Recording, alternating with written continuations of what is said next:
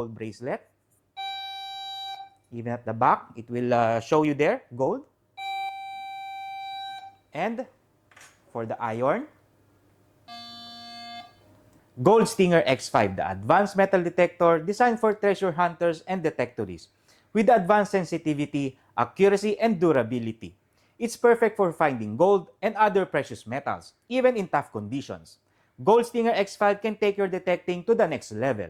I'm using now the all-metal mode in Gold Stinger X5. And of course, I'm going to try the gold bracelet and the iron. And this is the test table with the solid rocks and sand. This is a gold bracelet. And behind the rocks and sand. And for the iron.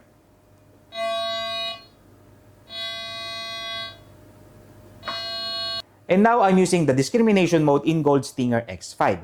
So there's a feature here like the gold, ferrous metal, and non-ferrous metallic object.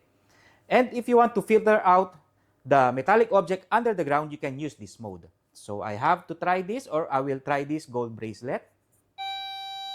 Even at the back, it will show you there, gold. And for the iron, even at the back, with the solid rocks. And if you want to remove the iron detection, just go to settings, turn it off, go back again to the discrimination mode.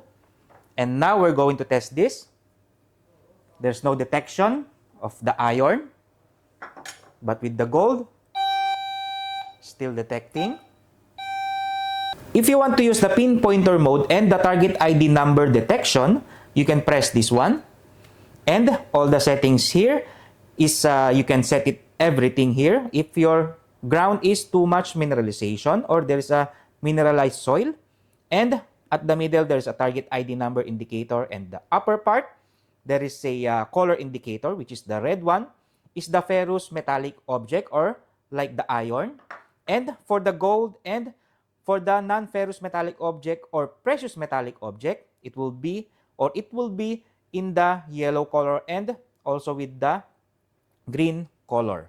So now let's try this gold bracelet.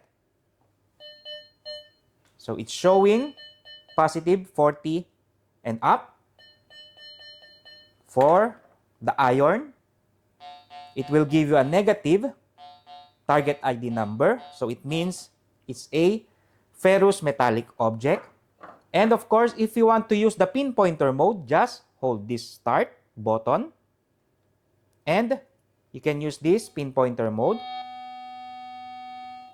Okay. It's a non-motion detection with the iron. Gold Stinger X5, available at Golden Detector Company. For details or to place orders, feel free to contact us using the number displayed on the screen.